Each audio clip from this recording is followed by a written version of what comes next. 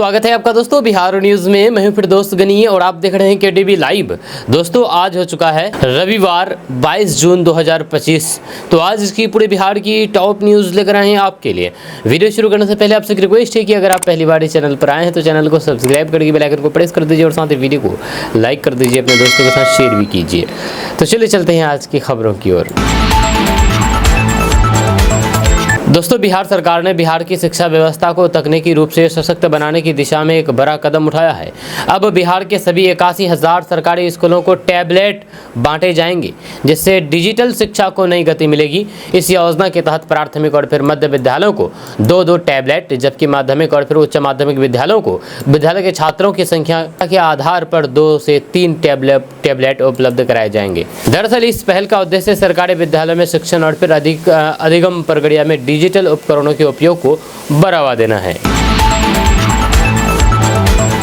जिस कॉलेज में बिहार बीजेपी प्रदेश अध्यक्ष डॉक्टर दिलीप कुमार जायसवाल किरानी थे, आखिर उस कॉलेज का वह मालिक कैसे बन गया? प्रशांत किशोर ने बीजेपी प्रदेश अध्यक्ष डॉक्टर दिलीप कुमार जायसवाल पर बड़ा हमला किया है। उन्होंने पूछा है कि जिस मेडिकल कॉलेज में क्लर्क थे उसके मालिक कैसे बन गए, जबकि वह एक अल्पसंख्यक संस्थान है। ये बताने की चुनौती दी है कि पिछले 25 सालों में किन किन नेताओं के बच्चों ने उनके कॉलेजों से MBBS की पढ़ाई की है। उन्होंने नीतीश सरकार के मंत्री अशोक चौधरी और फिर मंगल पांडे पर भी निशाना साधा है। प्रशांत किशोर कल वैशाली पहुंचे। यहाँ पर प्रेस कॉन्फ्रेंस करते हुए प्रशांत किशोर ने एक सवाल के जवाब में कहा कि दिलीप कुमार जायसवाल को फेसबुक पेज और फेसबुक ग्रुप में अंतर पता नहीं है। बीजेपी के नाम पर फेक अकाउंट वाले आरोप पर कहा कि देश के सबसे बड़े साइबर एक्सपर्ट से जांच करवा करके कार्रवाई करें। राज्य और फिर केंद्र में उनकी ही सरकार है। इसी दौरान पीके ने कहा कि दिलीप जायसवाल का पोल खोलने की तैयारी कर चुके हैं। दोस्तों आरजेडी और कांग्रेस में सीट बंटवारे पर सहमति बन गई है, ऐसा लगता है।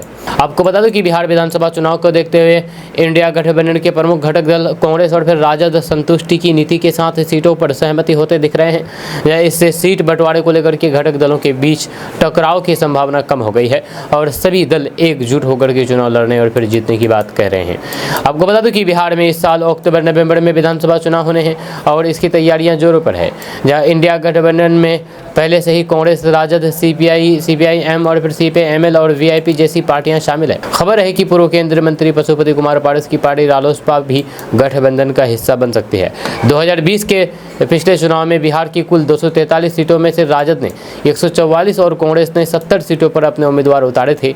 इस बार भी दोनों दल लगभग बराबर सीटों पर चुनाव लड़ने की तैयारी में थे, लेकिन घटक दलों की संख्या बढ़ने के कारण अब ऐसी संभावना नहीं लग रहा है। वजह यह है कि इन सभी दलों को संतुष्ट करना भी इन प्रमुख दलों की जिम्मेदारी है। सीटें कम करने पर सहमति से अन्य दल संतुष्ट है। दोस्तों बिहार के बेगूसराय जिले में साहेबपुर कमाल पुलिस थाने में थानेदार की कुर्सी पर बैठ करके एक युवक ने रील बनाई थी और फिर उसे वायरल कर दी। जब वीडियो वायरल हुआ तो फिर पुलिस महकमे में हरकत मच गया। इसके बाद पुलिस ने जांच करके 3 लोगों को गिरफ्तार कर लिया है। जब थाने में वीडियो मामले में पुलिस ने वीडियो बनाने वाले युवक और फिर उसके 2 साथियों को साहेबपुर कमाल गाँव के गैंग एजेंसी ढाला से गिरफ्तार किया है। इसके पास से एक देसी कट्टा, गोली और फिर एक स्टील का सरिया और फिर 4 मोबाइल फोन भी बरामद हुए हैं। यानी कि देखा जाए तो अपराधी अब थाना में बैठ करके रील बनाने लग गए हैं। इतनी हिम्मत हो गई है अपराधियों की। अब आप सोच सकते हैं कि जहां पर एक तरफ नीतीश सरकार कम्युनलिज्म और करप्शन को लेकर के साफ तौर पर कह चुके हैं इससे कभी समझौता नहीं किया जाएगा, वहीं पर अपराधी जिसके पास पिस्तौल है वह थानेदार की कुर्सी में बैठते हैं, वो भी थाने में जा करके। ये बहुत बड़ी बात है। दोस्तों बिहार के नालंदा जिले के कई इलाकों में बाढ़ जैसी स्थिति उत्पन्न हो गई है, क्योंकि पड़ोसी राज्य झारखंड में पिछले कुछ दिनों से भारी बारिश के बाद फल्गु नदी में अचानक जलस्तर बढ़ने से कुछ छोटे बांधों के हिस्से क्षतिग्रस्त हो गए। अधिकारियों ने ये जानकारी दी है। आपको बता दें कि बिहार सरकार के आपदा प्रबंधन विभाग द्वारा जारी एक बयान के अनुसार 19 जून को फल्गु नदी में जलस्तर में अचानक वृद्धि के कारण अधिकारियों ने उदय राजस्थान बैराज से 73,000 क्यूसेक पानी छोड़ा। बैराज से पानी छोड़े जाने से कुछ छोटे बांधों के हिस्से क्षतिग्रस्त हो गए। कराइस सराय और फिर एंकरगढ़ा सराय के कई इलाकों में बाढ़ जैसी स्थिति उत्पन्न हो गई। संबंधित अधिकारी प्रभावित लोगों को भोजन के पैकेट और पीने के पानी सहित राहत सामग्री उपलब्ध करा रहे हैं। प्रभावित व्यक्तियों के लिए अस्थायी टेंट लगाए गए हैं। राहत और फिर बचाव कार्य के लिए इलाके में राष्ट्रीय आपदा मोचन बल की 2 टीमें तैनाती की गई है। बिहार में प्रधानमंत्री मोदी की रैलियों पर अब तक 20,000 करोड़ रुपए खर्च हुए हैं, ये कहना है तेजस्वी यादव का। जी हाँ, तेजस्वी यादव ने पॉकेट मार संबंधित अपना बयान शनिवार को जारी रखते हुए दावा किया है कि प्रधानमंत्री नरेंद्र मोदी की रैलियों पर बिहार में अब तक 20,000 करोड़ रुपए खर्च किए गए हैं। भाजपा ने भी जवाबी हमला तेज कर दिया और राज्य की राजधानी में पोस्टर लगाए हैं जिसमें लिखा है कि मेरा बाप चोर है, मुझे और दो। आपको बता दें कि तेजस्वी यादव ने एक दिन पहले ये आरोप लगाते हुए सत्तारूढ़ एनडीए की आलोचना की थी कि वंदे भारत ट्रेनों के अत्यधिक किराए ने मोदी को पॉकेट मार जैसा बना दिया है। राजद नेता ने सोशल मीडिया पोस्ट में भी इसी तरीके की बात कही है। उन्होंने आरोप लगाया है कि बिहार में 2014 से अब तक मोदी की ऐसी 200 जनसभा हुई है और फिर प्रत्येक पर 100 करोड़ रुपए खर्च किए गए हैं। पर तेजस्वी यादव ने दावा किया है कि इस अवधि के दौरान इस बीच कुल खर्च 20,000 करोड़ रुपए हुए हैं, जिस दौरान 5 चुनाव भी हुए हैं। जब सरकार द्वारा ऐसी कई सभाएं आयोजित की गई है, जबकि उनका उद्देश्य स्पष्ट रूप से चुनावी रहा है। जी हाँ, तेजस्वी यादव ने आरोप लगाया है कि हमें उस व्यक्ति को क्या कहना चाहिए जो अपने प्रचार पर चालाकी से सार्वजनिक धन का इस्तेमाल करता है और ईमानदार व्यक्ति होने का दिखावा करता है। बेशक वे मददगार नहीं बल्कि पॉकेट मार है। यानी कि तेजस्वी यादव सीधे सीधे खुले तौर पर मोदी को, प्रधानमंत्री नरेंद्र मोदी को पॉकेट मार कह रहे हैं। दोस्तों, बिहार के 37 जिलों में 66 ड्राइविंग ट्रेनिंग स्कूल खोले जाएंगे। आपको बता दें कि बिहार सरकार की मोटर वाहन चालन प्रशिक्षण संस्थान प्रोत्साहन योजना के तहत बिहार के 38 में से 37 जिलों में 66 ड्राइविंग ट्रेनिंग स्कूल स्थापित करने की योजना पर तेजी से काम शुरू कर दिया गया है। यह परिवहन विभाग के अनुसार अब तक 29 जिलों में 34 ड्राइविंग ट्रेनिंग स्कूलों की स्थापना हो चुकी है और 32 स्कूलों का निर्माण कार्य अपने अंतिम चरण में है। इस योजना के तहत 34 स्कूल खोलने के लिए 20 लाख करोड़ रुपए प्रति स्कूल अनुदान के रूप में दिया गया है। इसका उद्देश्य वाहन चालकों को गुणवत्तापूर्ण प्रशिक्षण देना है, जिससे सड़क दुर्घटनाओं में कमी लाई जा सके। इस योजना के तहत 34 स्कूल खोलने के लिए 20 लाख रुपए प्रति स्कूल अनुदान रुपए दिया जा रहा है। इसका उद्देश्य वाहन चालकों को गुणवत्तापूर्ण प्रशिक्षण देना है, जिससे सड़क दुर्घटनाओं में कमी लाया जा सके। दोस्तों, झारखंड की बारिश से बिहार में बाढ़ आ गई है। आपको बता दूं कि झारखंड में लगातार हो रही मूसलाधार बारिश ने दक्षिण बिहार में बाढ़ जैसे हालात पैदा कर दिए हैं। झारखंड से निकलने वाली निरंजना, मोहाने, उत्तर कोयला, सकरी, पचाने इत्यादि नदियों में अत्यधिक जलस्तर दर्ज किया गया है। इसकी वजह से गया, नालंदा, जहानाबाद और पटना जिले के कई गाँव में पानी घुस गया है। कई जगहों पर जगह जगह बांध क्षतिग्रस्त हो गए हैं। दोस्तों, बिहार सरकार के उद्योग विभाग के अंतर्गत आने वाले उपेंद्र महारथी शिल्प अनुसंधान संस्थान ने बिहार के युवाओं और फिर युवतियों के लिए आत्मनिर्भरता की दिशा में एक महत्वपूर्ण पहल की है। संस्थान की ओर से जुलाई से सितंबर तक चलने वाले 3 माह के निःशुल्क कौशल प्रशिक्षण कार्यक्रम के लिए आवेदन आमंत्रित किए गए हैं। इस योजना के तहत 18 विभिन्न हस्तशिल्पों में कुल 400 प्रशिक्षुओं को चयनित किया गया है। चयनित प्रतिभागियों को 1,000 रुपये मासिक छात्रवृत्ति तथा प्रशिक्षण किट भी प्रदान की जाएगी। इसके साथ ही पटना नगर निगम से बाहर से आने वाले 110 महिलाओं के लिए 1,500 रुपये की राशि अलग से दी जाएगी। दोस्तों, नीतीश के सुशासन और बीजेपी के डबल इंजन वाले बिहार की हालात देश में सबसे खराब है। जहाँ सामाजिक और आर्थिक विकास के सभी पैमाने पर बिहार देश के बड़े राज्यों में सबसे निचले पायदान पर है। अंतर्राष्ट्रीय रेटिंग एजेंसी केयर एज की ओर से जारी रिपोर्ट में ये बात सामने आई है। Global rating agency CareEdge ने देश का 17 बड़े राज्यों का सर्वे किया और उसके बाद सभी राज्यों की रैंकिंग जारी की है। इस रिपोर्ट में बिहार की बदहाली की बात सामने आई है। जहां केयर एज एजेंसी की कंपोजिट रैंकिंग में बिहार को सबसे कम 34.8 अंक मिले हैं, जो 17 बड़े राज्यों में सबसे कम है। यह बिहार देश के 17 बड़े राज्यों में 17वें नंबर पर है। वहीं पर पड़ोसी राज्य झारखंड में 36 अंकों के साथ 16वें स्थान पर है। इस रिपोर्ट के मुताबिक गुजरात और फिर कर्नाटक टॉप परफॉर्मर हैं। यह राज्यों की रैंकिंग में आर्थिक, वित्तीय स्थिति, आधारभूत संरचना, स्वास्थ्य, शिक्षा, पर्यावरण और फिर शासन को आधार बनाया गया है। यह देश के सभी बड़े राज्यों की तुलना में स्वास्थ्य, शिक्षा, रोजगार रोजगार और फिर गरीबी के पैमाने पर भी बिहार सबसे नीचे है। शुद्ध हवा, फॉरेस्ट कवर और फिर रिन्यूएबल एनर्जी के पैमाने पर 31.5 अंकों के साथ बिहार सबसे निचले पायदान पर है। इस एजेंसी ने आर्थिक विकास और फिर सामाजिक बेहतरी के लिए पर्यावरण संबंधित चुनौतियों का सामना करने के आधार पर भी राज्यों की रैंकिंग की है, जिससे बिहार सबसे नीचे है। यह केयर एज की रिपोर्ट के रिजल्ट फैक्टरों में बिहार सबसे निराशाजनक स्थिति में है, लेकिन आर्थिक विकास के मामले में ये राज्य राजस्थान, पंजाब और फिर उत्तर प्रदेश जैसे राज्यों से आगे हैं। दोस्तों, जनसुराज के सूत्रधार प्रशांत किशोर अपनी बिहार बदलाव यात्रा के तहत लगातार अलग अलग जिलों और फिर प्रखंडों में लोगों से संवाद कर रहे हैं। इसी कड़ी में कल वे वैशाली और फिर समस्तीपुर के 1 दिवसीय दौरे पर थे। उन्होंने वैशाली में एक प्रेस कॉन्फ्रेंस को संबोधित किया। जनसुराज की राजनीतिक गतिविधियों की जानकारी देते हुए उन्होंने बताया है कि 2 अक्टूबर 2024 को जनसुराज अभियान ने एक पार्टी का रूप लिया है और आज ये पूरे विश्वास के साथ कहा जा सकता है कि महज 7-8 महीने में ही जनसुराज से बड़ा संगठन किसी भी पार्टी के पास राजनीतिक संगठन के रूप में नहीं है। अगर आंकड़े की बात करें तो फिर 1 करोड़ लोगों ने मिलकर के इस पार्टी का गठन किया है और करीब 3 से 4 लाख लोग प्रतिमाह 10 रुपए की सदस्यता शुल्क देकर के पार्टी के प्राथमिक सदस्य बन रहे हैं। यह बिहार बदलाव यात्रा की जानकारी देते हुए प्रशांत किशोर ने कहा है कि बिहार में संपूर्ण क्रांति और फिर व्यवस्था परिवर्तन के उद्देश्य से 20 मई को जेपी की जन्मभूमि सिताबदियारा से बिहार बदलाव यात्रा की शुरुआत की गई है। यात्रा का उद्देश्य व्यवस्था परिवर्तन के लिए बिहार की जनता को जागरूक करना है। वहीं पर प्रशांत किशोर ने बिहार के लाखों वृद्धजनों को सरकार द्वारा वृद्धावस्था पेंशन की गई बढ़ोतरी के लिए बधाई दी है और कहा है कि ये जनसुराज की ताकत है कि सरकार ने दबाव में आकर के पेंशन को 400 रुपये से बढ़ा करके 1100 रुपये कर दिया गया है। दोस्तों, बिहार को काले बादलों ने घेर लिया है। बिहार में कई दिन से लगातार झमाझम बारिश हो रही है। जी हाँ, बिहार में बारिश का दौर शुरू हो गया है। भयंकर बारिश का दौर इस वक्त पटना में भी देखा जा रहा है, जिसके बाद मौसम खुशनुमा हो गया। इसके साथ ही तापमान में गिरावट होने के कारण लोगों को ठंड भी महसूस हो रही है। जब पटना के कई इलाकों में झमाझम बारिश से लोगों को बड़ी राहत मिली है। आपको बता दें कि दक्षिणी पश्चिमी मानसून पूरी तरीके से एक्टिव हो गया है, जिसके बाद मौसम में बड़ा बदलाव देखा जा रहा है। इधर बीते 24 घंटे से बिहार के अधिकांश हिस्सों में मेघ गर्जन और फिर वज्रपात के साथ ही झमाझम बारिश हो रही है। मौसम विज्ञान केंद्र पटना के माने तो बिहार के सभी जिलों में अगले कुछ दिनों तक बादल छाए रहने के साथ मेघ गर्जन और फिर वज्रपात की चेतावनी जारी की गई है। इसके साथ ही कई स्थानों पर हल्के से मध्यम और फिर कुछ जगहों पर तेज बारिश की संभावना है।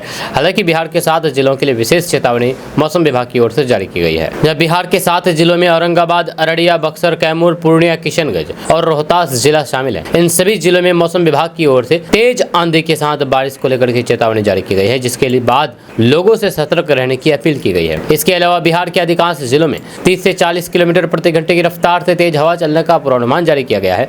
साथ ही साथ ये भी अनुमान लगाया गया है कि अगले 6 दिनों तक आंधी बारिश का दौर इसी तरह जारी रहेगा। वहीं पर पिछले 24 घंटे में बिहार के मौसम की बात करें तो औरंगाबाद, गया, नालंदा, सीवान, जमुई, शेखपुरा, बेगूसराय, लखीसराय और पटना के फतुआ, दानापुर, पुनपुन में अच्छी खासी बारिश हुई है और औरंगाबाद में सबसे ज्यादा बारिश हुई है। इधर आगे के कुछ दिनों तक लगातार बारिश का दौर रहने के कारण लोगों से सतर्क रहने की अपील की गई है। खास करके किसानों को खुले जगह में नहीं रहने की अपील की गई है। दोस्तों, शादी 7 जन्मों का बंधन होता है, लेकिन अब कौन कब और कैसे धोखा जाए इसे लेकर के कुछ नहीं कहा जा सकता। कई बार शादी से पहले तो कई दफ़े शादी के बाद भी धोखा मिल जाती है। ऐसा ही एक मामला बिहार के भागलपुर से सामने आया है। यहाँ पर गैर मर्द की खातिर 3 बच्चों की मां ने अपने पति को धोखा दे दिया।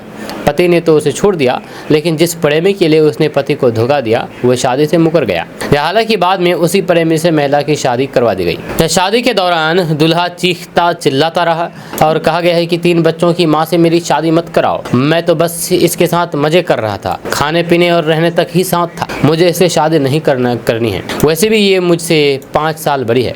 लेकिन दूल्हे की बात को किसी ने नहीं सुना, उसकी उसी महिला से शादी करवा दी गई। मामला बिहार के भागलपुर के कंपनी बाग का है। यहाँ प्यार में पागल 3 बच्चों की मां ने अपने से 5 साल छोटे उम्र के लड़के से शादी कर ली। जब महिला का सबसे बड़ा बेटा 17 साल का है। प्रेमी तो उससे शादी नहीं करना चाहता था, लेकिन गांव वालों ने मंदिर में दोनों की शादी करवा दी। भागलपुर के कंपनी बाग के रहने वाले कुंदन दास और फिर दिल्ली में काम करने वाली निशा के बीच पिछले 5 सालों से जान पहचान थी। जब दोनों के संबंध की जानकारी निशा के पति को लगी तो उसने निशा को छोड़ दिया। इसके बाद वह कुंदन के साथ रहने लगी। निशा को 3 बच्चे हैं। सबसे बड़े लड़के की उम्र करीब 17 साल है। यह साथ रहने के दौरान निशा कुंदन पर लगातार शादी का दबाव बनाने लगी। यह इस बात से तंग आकर के कुंदन दिल्ली छोड़ करके वापस भागलपुर आ गया, लेकिन यहाँ पर भी वो पीछा नहीं छोड़ी और लास्ट में शादी कर ली। दोस्तों, भारत की राष्ट्रपति द्रौपदी मुर्मू ने अपना जन्मदिन उत्तराखंड के देहरादून में दिव्यांग बच्चों के बीच मनाकर के एक भावनात्मक संदेश दिया है। कार्यक्रम के दौरान जब बच्चों ने उनके लिए तुम जियो हजारों साल गीत गाया तो भावनाओं से अभिभूत राष्ट्रपति की आंखें भर आई और वे मंच पर आंसू पोंछते हुए नजर आए। ये दृश्य राष्ट्रीय दृष्टि दिव्यांगजन सशक्तिकरण संस्थान में उस समय देखने को मिला जब बच्चों ने आत्मीयता और फिर प्रेम के साथ राष्ट्रपति को जन्मदिन की शुभकामनाएं दी। मंच पर उत्तराखंड के राज्यपाल लेफ्टिनेंट जनरल गुरमीत सिंह और फिर मुख्यमंत्री पुष्कर सिंह धामी भी मौजूद थे। पूरे वातावरण में भावुकता और फिर आत्मीयता की लहर दौड़ गई। राष्ट्रपति अपनी निजी जिंदगी में लोगों का ऐसा प्यार देख करके काफी देर तक रोई। कई बार उनकी आंखों में आंसू आए। या राष्ट्रपति द्रौपदी मुर्मू ने अपने संबोधन में कहा कि किसी भी देश या फिर समाज की प्रगति इस बात से मापी जा सकती है कि वे अपने दिव्यांग नागरिकों के साथ कैसा व्यवहार करता है। उन्होंने भारतीय सभ्यता और फिर संस्कृति को करुणा, सहानुभूति और फिर समावेशता से परिपूर्ण बताया है। दोस्तों, चर्चित शिक्षक मशहूर शिक्षक खान सर ने गुपचुप तरीके से शादी के बाद पटना में रिसेप्शन पार्टी दी थी, लेकिन उसमें छात्रों को नहीं बुलाया गया था। ऐसे में शुक्रवार को खान सर ने छात्राओं को अलग से पार्टी दी। राजधानी पटना के अशोक राजपथ स्थित अंजुमन इस्लामिया में रिसेप्शन पार्टी का आयोजन किया गया था। इससे पहले जो रिसेप्शन पार्टी हुई थी उसमें बड़े बड़े शख्सियत पहुंचे थे। शुक्रवार को खान सर खुद छात्राओं को पूछ करके खाना खिलाते नजर आए। इस रिसेप्शन पार्टी में 20,000 से ज्यादा लड़कियों के शामिल होने का अनुमान है। यह इसके लिए 151 तरह के आइटम बनाए गए थे। जहाँ खाने में आइटम की बात की जाए तो पुलाव, दाल, मशरूम की सब्जी, मिक्स वेज, आलू परवल के अलावा कई तरह के पकोड़े आदि थे। इस दौरान खान सर वॉकी टॉकी लेकर के व्यस्त दिखे, पार्टी को खुद मैनेज करने में जुटे रहे। इस मौके पर खान सर ने कहा कि आज रिसेप्शन उनके लिए है जिन्होंने खान सर को खान सर बनाया है। जब बच्चे बच्चियां जो उनके परिवार है, आज रिसेप्शन उनके लिए है। वहीं पर खान सर ने कहा कि थोड़ा सा प्रेशर हम लोगों पर ये है कि इस बार 20,000 से ज़्यादा बच्चे हैं। बच्चियों को अच्छा इस बात का लग रहा है कि उनका कहना है कि गेस्ट की तरह ट्रीट किया गया है। वहीं पर खान सर ने कहा कि आज सिर्फ लड़कियों के लिए पार्टी है, जब लड़कों के लिए अलग होगा वह करीब 50,000 का होगा। इस मौके पर पार्टी में खान सर की पत्नी नहीं दिखी। इसको लेकर के खान सर ने कहा कि उनका तो ऑफिस है, अब किसी को ये कैसे कह सकते हैं कि ऑफिस छोड़ दीजिए। जब ऐसा कह दे तो फिर एक दिन वो कहेंगे कि आप क्लास छोड़ दीजिए। आगे खान सर ने कहा कि काम को हम लोग ज्यादा तरजीह देते हैं, मेन उस पर ध्यान है कि आज बच्चियों को किसी तरीके की दिक्कत ना हो, उन्हें ये एहसास ना हो कि वे छात्र हैं, जो उनको लगे कि उनके परिवार में किसी का रिसेप्शन है। खान सर ने कहा कि आज कोई प्रोटोकॉल नहीं, आज सब परिवार है, कौन छोटा कौन बड़ा इतना ध्यान कौन रखता है। दोस्तों, बिहार में नए पुल और बाईपास बनाए जाएंगे, साथ ही साथ एनएच भी अपग्रेड होंगे। केंद्र सरकार ने बिहार को बड़ी सौगात दी है। मौजूदा वित्तीय वर्ष 2025-26 में केंद्र सरकार ने बिहार को एनएच निर्माण के लिए एक मुश्त 33,464 करोड़ रुपए दिए हैं। जब देश के सड़क निर्माण के लिए प्रस्तावित बजट का ये लगभग 1/3 पैसा है। अब तक बिहार को बमुश्किल 6-7 हजार करोड़ ही मिलते रहे हैं। ये केंद्र सड़क एवं परिवहन राजमार्ग मंत्रालय के पत्र के अनुसार इस पैसे से बिहार की 52 परियोजनाओं का काम हो सकेगा। इसके तहत 875 किलोमीटर सड़कों का निर्माण होगा। इसमें से 380 किलोमीटर एनएच को 2 लेन से 4 लेन में अपग्रेड किया जाएगा। गंडक नदी पर 2 पुल भी बनेंगे। मंत्रालय ने जिन परियोजनाओं को मंजूरी किया है उसमें राम जानकी मार्ग मशरक चकिया बिट्टा मोड़ तक 146 किलोमीटर 4 लेन सड़क भी शामिल है। दोस्तों, सास दामाद की प्यार के किस्से तो आपने सुने होंगे, लेकिन अब चाची भतीजा प्रेम कहानी चर्चा में है। ये कलंकित प्रेम कहानी आई है बिहार के जमुई जिले से। यह जमुई जिले के सिकरहिया गांव में एक महिला ने अपने भतीजे के साथ मंदिर में ही शादी कर ली। भतीजे का ही साथ ही ये विवाह खास इसलिए भी रहा क्योंकि इसमें महिला का पहला पति भी मौजूद था। जहाँ जिसने अपनी पत्नी की दूसरी शादी अपने ही भतीजे से करवा दी। आपको बता दूं कि आयुषी कुमारी की पहली शादी साल 2021 में गांव के ही विशाल डुबे से हुई थी। यह शादी के बाद दोनों को एक पुत्री भी हुई जो अब 4 साल की है। लेकिन शादी के 2 साल बाद आयुषी की नज़दीक या पड़ोसी और फिर रिश्ते में भतीजे लगने वाले सचिन दुबे से बढ़ने लगी, जहाँ दोनों की पहचान सोशल मीडिया पर हुई जो धीरे धीरे प्यार में बदल गई। जहाँ 15 जून को आयुषी अपने पहले पति और फिर बच्ची को छोड़ करके सचिन के साथ घर से फरार हो गई थी। इस घटना के बाद विशाल दुबे ने टाउन थाना में शिकायत दर्ज कराई। मामले में जांच के दौरान दोनों प्रेमी सामने आए और फिर गांव के ही शिव मंदिर में दर्जनों ग्रामीणों की मौजूदगी में और फिर विशाल दुबे के सामने शादी कर ली। वहीं पर आयुषी ने अपने पहले पति विशाल पर शारीरिक और फिर मानसिक प्रताड़ना का आरोप लगाते हुए बताया है कि उसने कोर्ट में तलाक की अर्जी दे दी है और अब उसका पूर्व पति और बच्ची से कोई भी लेना देना नहीं रहेगा। आयुषी ने कहा है कि मैंने अपनी बेटी विशाल को सौंप दी है और अब सिर्फ सचिन के साथ अपना जीवन बिताना चाहती हूँ। वहीं पर सचिन दुबे ने भी इस विवाह से खुशी जताते हुए कहा कि हम दोनों 2 साल से एक दूसरे से प्यार करते हैं। अब इसे एक नाम मिल गया है, मैं आयुषी को जीवन भर खुश रखूंगा। वहीं पर आयुषी के पहले पति विशाल दुबे के पूरे मामले में संयमित रुख अपनाते हुए कहा कि मेरी पत्नी की खुशी इसी में है तो फिर मैं उन्हें जाने से नहीं रोकूंगा। हालांकि उस पर लगाया गया प्रताड़ना का आरोप झूठा है, उल्टा मेरी पत्नी ही मेरी बेटी और फिर माँ के साथ दुर्व्यवहार करती थी। दोस्तों, मुख्यमंत्री नीतीश कुमार ने बिहार के महिलाओं के लिए बड़ी घोषणा की है। उन्होंने महिलाओं के लिए एक तरह से खजाना ही खोलते हुए उन्हें बड़ा तोहफा दे दिया है। सीएम नीतीश कुमार की अध्यक्षता में हुई महिला संवाद कार्यक्रम की समीक्षात्मक बैठक में इसे लेकर के अहम फैसला सुनाया हुआ। जब उप मुख्यमंत्री विजय कुमार सिन्हा ने बैठक में लिए गए फैसले को लेकर के जीविका दीदियों के लिए ऋण ब्याज दर में भारी कमी और फिर सामाजिक सुरक्षा पेंशन को बढ़ाने की जानकारी दी है। इससे बिहार की जीविका दीदियों को बड़ा लाभ होगा। आपको बता दें कि महिला संवाद कार्यक्रम की समीक्षात्मक बैठक में मुख्यमंत्री नीतीश कुमार के साथ सम्मिलित विजय कुमार सिन्हा ने कहा कि महिला संवाद के दौरान कई अहम घोषणाएं और जनहितैषी फैसले के लिए गए। इसमें जीविका दीदियों के लिए ऋण ब्याज दर 10% से घटाकर के मात्र 7% कर दी गई, जिससे महिलाएं और फिर अधिक आत्मनिर्भर बनेगी। दरअसल राज्य में जीविका दीदियों की संख्या 1 करोड़ 40 लाख रुपए है। बिहार में महिला वोटर की संख्या के लिहाज से इनकी संख्या करीब 3 करोड़ 70,000 के करीब है। ऐसे में कुल महिला वोटर में 40% से अधिक बिहार में जीविका दीदी है, जो आज बड़ा वोट बैंक बन चुकी है। दोस्तों, बिहार में विधानसभा चुनाव को लेकर के सियासी गलियारों में सुगबुगाहट तेज हो गई है। जहां चुनाव को लेकर के सभी राजनीतिक दलों का फोकस बिहार में जीत का दांव खेलने पर है। इस बीच बिहार के पूर्व उप मुख्यमंत्री तेजस्वी प्रसाद यादव ने मुख्यमंत्री नीतीश कुमार पर जोरदार निशाना साधा। जहां दरअसल सीएम नीतीश कुमार ने बिहार में पेंशन योजना को लेकर के बड़ा ऐलान कर दिया। इसे लेकर के तेजस्वी यादव ने बिहार सरकार को नकलची बताया है। जी हाँ, राजद नेता तेजस्वी यादव ने 2024 से लेकर के 2025 मार्च तक का अपना वीडियो दिखाया। जहाँ सीएम नीतीश कुमार के ऐलान पर राजद नेता तेजस्वी यादव ने कहा कि सीएम अचेत अवस्था में थके हुए हैं। अब बिहार को आगे ले जाने के लिए उनकी कोई सोच नहीं रह गई है। दोस्तों, बिहार में विधानसभा चुनाव को लेकर के सियासी गलियारों में सुगबुगाहट तेज हो चुके हैं। चुनाव को लेकर के सभी राजनीतिक दलों का फोकस बिहार में जीत का दांव खेलने पर है। इस बीच बिहार के पूर्व उप मुख्यमंत्री तेजस्वी प्रसाद यादव ने मुख्यमंत्री नीतीश कुमार पर जोरदार निशाना साधा है।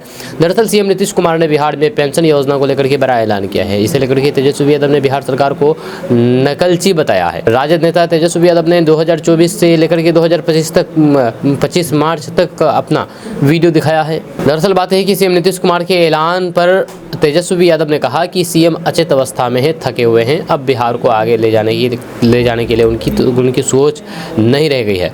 बिहार को कैसे आगे ले जाएंगे या कैसे अव्वल राज्य में लाएंगे, जो उनके 2 डिप्टी सीएम हैं उन्हें तेजस्वी यादव या फिर लालू प्रसाद की गाली देने से फुर्सत नहीं है। इन दोनों को एक लाउड माउथ है, एक फाउल माउथ है। हमने बिहार वासियों को नए साल पर एक चिट्ठी भी लिखी थी। बिहार में कई जगह कैंपेन भी करके अपने योजनाओं का प्रचार किया।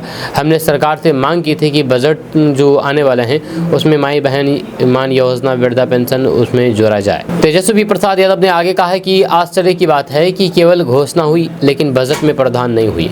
पेंशन बढ़ाने का बजट में प्रावधान नहीं हुई। आपने जो ये बजट बनाया है, जब करना था तो उसी में क्यों नहीं किया। ये नकलची बने हुए हैं, हम लोगों की नकल कर रहे हैं। अभी तो सरकार को और घेरेंगे। जब सरकार को ना कर अगर सरकार को ना करने पर मजबूर किया जाएगा और इन योजनाओं को लागू करना पड़ेगा।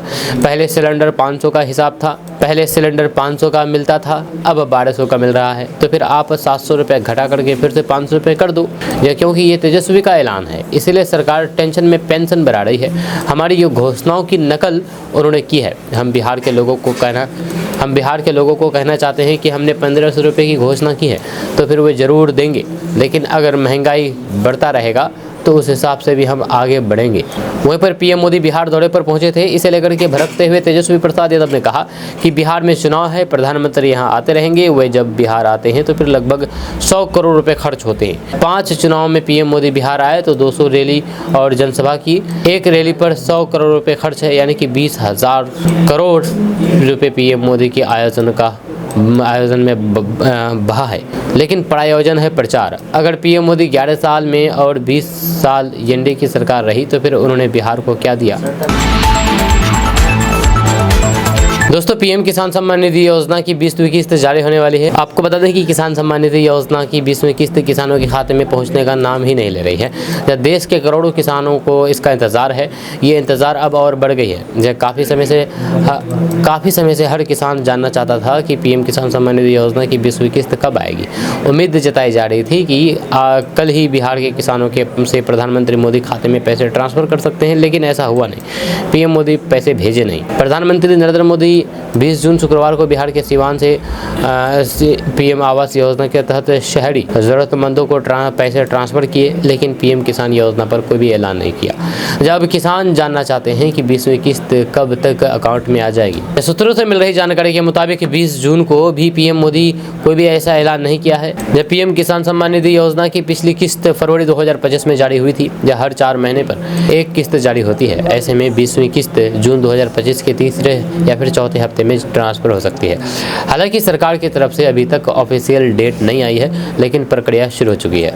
यदि आपको इस योजना का लाभ मिलता है और फिर आपने सैचुरेशन ड्राइव के तहत बताए गए काम नहीं कराए हैं, तो फिर आपकी किस्त अटक सकती है। केंद्र सरकार ने सैचुरेशन ड्राइव चला करके 31 मई से पहले तक 3 काम करने के निर्देश दे दिए। अगर आपने वे नहीं किए हैं तो फिर हो सकता है कि पीएम किसान सम्मान निधि योजना की 20वीं किस्त अटक जाए। जब पीएम किसान सम्मान निधि योजना की 19वीं किस्त के बाद ही ये साफ कर दिया गया था कि अगली किस्त के लिए फॉर्मर रजिस्ट्री जरूरी होगी। जहाँ अगर आपने फॉर्मर आईडी नहीं बनाया है तो फिर ये एक कारण हो सकता है। इसके अलावा अगर आपने अपने पीएम किसान खाते का KYC नहीं किया है तो भी आपका पैसा अटक सकता है। दोस्तों, बिहार में इसी साल होने वाले विधानसभा चुनाव के बाद नीतीश कुमार की पारी खत्म हो जाएगी। बीजेपी के सबसे प्रमुख रणनीतिकार और केंद्रीय गृह मंत्री अमित शाह के बयान से एक बार फिर से यही अटकलें लगनी शुरू हो गई है। जहां अमित शाह के बयान से बिहार विधानसभा चुनाव 2025 से पहले राज्य की सियासत में एक बार फिर से हलचल मच गई है। केंद्रीय गृह मंत्री अमित शाह ने एक इंटरव्यू में मुख्यमंत्री पद को लेकर के जो बयान दिया है, उससे कई अटकलों को बल मिला है। जहाँ अमित शाह से सवाल पूछा गया था कि क्या 2025 के विधानसभा चुनाव में बिहार में एनडीए को बहुमत मिला तो क्या नीतीश कुमार ही सीएम बनेंगे। जहाँ अमित शाह ने जो जवाब दिया उससे जेडीयू और फिर नीतीश कुमार के कुनबे में खलबली और बेचैनी मची है। आपको बता दूं कि एक अंग्रेजी अखबार को दिए गए इंटरव्यू के दौरान जब अमित शाह से पूछा गया है कि क्या बिहार में होने वाले चुनावों में एनडीए की ओर से नीतीश कुमार ही मुख्यमंत्री पद के उम्मीदवार होंगे, तो अमित शाह ने जवाब दिया कि बिहार का मुख्यमंत्री कौन होगा ये तो समय बताएगा, लेकिन हम बतौर मुख्यमंत्री नीतीश कुमार के नेतृत्व में ही विधानसभा चुनाव लड़ने जा रहे हैं। अमित शाह के इस बयान ने कई सवाल खड़े कर दिए हैं। अमित शाह ये कह रहे हैं कि नीतीश के नेतृत्व में चुनाव लड़ेंगे, लेकिन सीएम फेस पर वे चुप्पी साध ले रहे हैं। आपको याद दिला दें कि 2020 के विधानसभा चुनाव से पहले अमित शाह ने ही कहा था कि नीतीश सीएम बनेंगे। जब उस चुनाव में जेडीयू को बीजेपी से काफ़ी कम सीटें आई थी,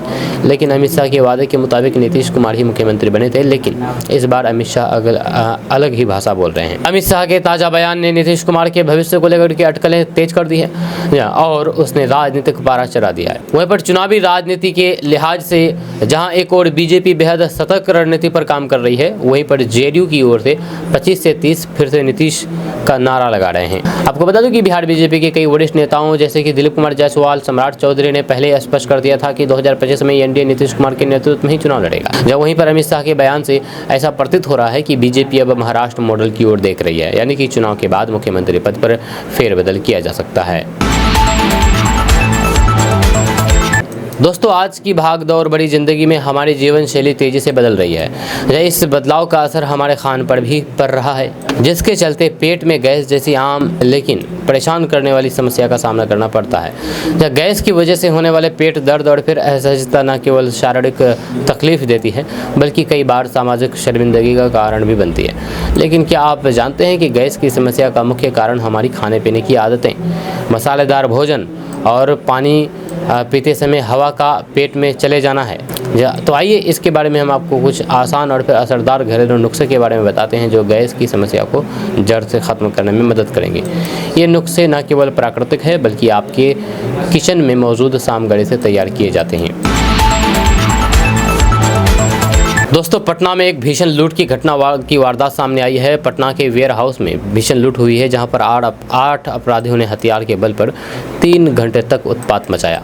जी आपको बता दूं कि बिहार में आपराधिक घटनाएं चरम पर है। अपराधी एक के बाद आपराधिक घटनाओं को अंजाम दे रहे हैं। ताज़ा मामला पटना सिटी का है जहाँ पर पटना जिले के फतुहा थाना क्षेत्र के डुमरी स्थित एक निजी वेयर हाउस में शुक्रवार देर रात हथियारबंद बदमाशों ने धावा बोल दिया और धावा बोल करके लाखों रुपए की संपत्ति लूटी। इस दौरान लुटेरों ने वेयर हाउस के 8 कर्मचारियों को बंधक बना करके बुरी तरीके से पीटा, जिससे वे सभी घायल हो गए, जिसमें से 2 का सिर पर गंभीर चोटें आई हैं। घायलों को फतुहा सामुदायिक स्वास्थ्य केंद्र में भर्ती कराया गया है। जब पीड़ित घायल बक्सर के अटारी थाना निवासी अजित कुमार और फिर शशि कपूर राम ने बताया है कि शुक्रवार रात 12 बजे नकाबपोश बदमाश वेयर हाउस का मेन गेट तोड़ करके अंदर घुस गए। उन्होंने वहां सो रहे सभी 8 कर्मचारियों को हथियार के बल पर काबू कर लिया और मारपीट करके बंधक बना लिया। कर्मचारियों के अनुसार सभी लुटेरों के पास पिस्तौलें थीं और फिर उन्होंने दहशत फैलाने के लिए जम करके उत्पात मचाया। लगभग 3 घंटे तक वेयर हाउस में तांडव मचाने के बाद लुटेरे वहां से 2 ड्रम बंडल, तार, एंगल और फिर 6 मोबाइल फ़ोन, चावल, बर्तन और फिर 35,000 रुपये नकद समेत कुल करीब 3 लाख रुपये की संपत्ति लूट करके फरार हो गए।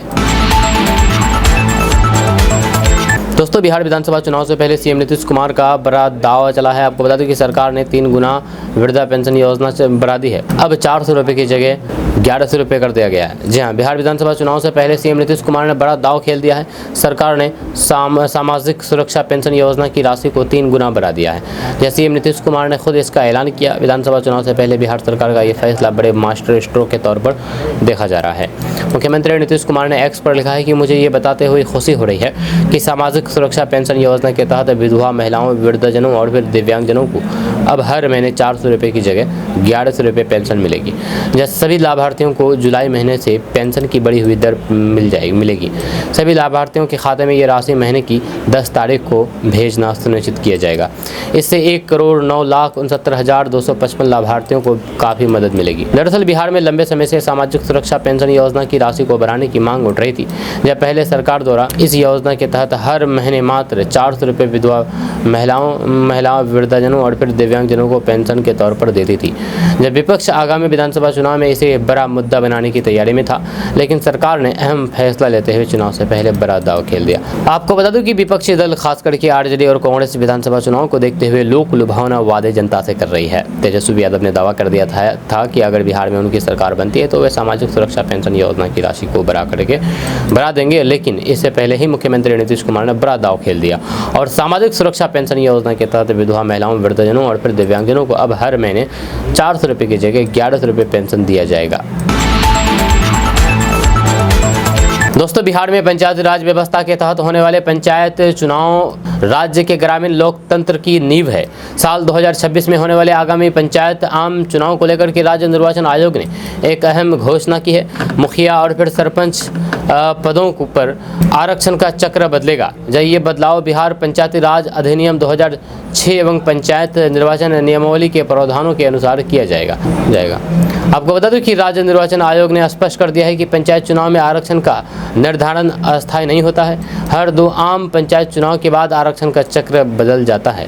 जहाँ उदाहरण के तौर पर 2006 और फिर 2011 में एक ही आरक्षण व्यवस्था लागू रही थी। जब 2016 और फिर 2021 के चुनाव में आरक्षण चक्र बदल गया। अब 2026 के चुनाव में तीसरे चक्र लागू होगा। दोस्तों, ईरान और इजराइल के बीच जारी तनाव ने वैश्विक ऊर्जा बाजारों को झकझोर करके रख दिया है। सीधे आपके जेब पर असर पड़ सकता है इस जंग को लेकर के। बीते दिनों कच्चे तेल की कीमतों में एक ही दिन में बीते 3 वर्षों की सबसे तेजी बढ़त दर्ज की गई। दोनों देशों के बीच मिसाइल हमले तेज हो गए हैं और फिर हालात जल्द शांत होने की उम्मीद नहीं दिख रही है। तेल की कीमतों में उछाल ने भारत समेत कई तेल आयातक देशों के लिए गंभीर संकट खड़ा कर दिया है। आपको बता दूं कि अगर ईरान पर इजराइल और फिर अमेरिका का दबाव बढ़ता है तो फिर वह तेल की आपूर्ति को रोक सकता है। खाड़ी क्षेत्र के कई अन्य उत्पादक देशों की तेल साइट्स भी ईरानी मिसाइलों की रेंज में है। इससे सप्लाई ठप हो सकती है और फिर कीमतों में अप्रत्याशित तेजी आ सकती है, जिसका असर भारत पर भी होगा। वहीं पर ईरान वैश्विक क्रूड ऑयल आपूर्ति में लगभग 2% का योगदान देता है। वहीं पर खरग द्वीप के जरिए ईरान का 90% तेल आयात होता है, लेकिन हालिया सैटेलाइट इमेज से शिपमेंट में गिरावट सामने आई है। वहीं पर तेल संकट की स्थिति में दुनिया की उम्मीदें सऊदी अरब और फिर यूएई पर टिकी होगी। दोनों मिलकर के 30 से 40 लाख बैरल अतिरिक्त उत्पादन कर सकते हैं। सऊदी अरब पहले ही 12.7 मिलियन बैरल प्रतिदिन उत्पादन कर रहा है और फिर इसके पास दुनिया का दूसरा सबसे बड़ा तेल भंडार है। वहीं पर भारत अपनी तेल जरूरतों का 85 से 88% आयात करता है, मुख्य रूप से इराक, सऊदी अरब, रूस और यूएई से। यदि होर्मुज मार्ग बाधित होता है तो फिर न केवल आयात बिल बढ़ेगा बल्कि चालू खाता घाटा और महंगाई में भी इजाफा हो सकता है। आरए के अनुसार कच्चे तेल की कीमत में प्रति बैरल $10 की वृद्धि से भारत का आयात बिल 13 से 14 अरब डॉलर तक बढ़ सकता है। इससे निजी निवेश और फिर आर्थिक स्थिरता पर भी असर पड़ सकता है।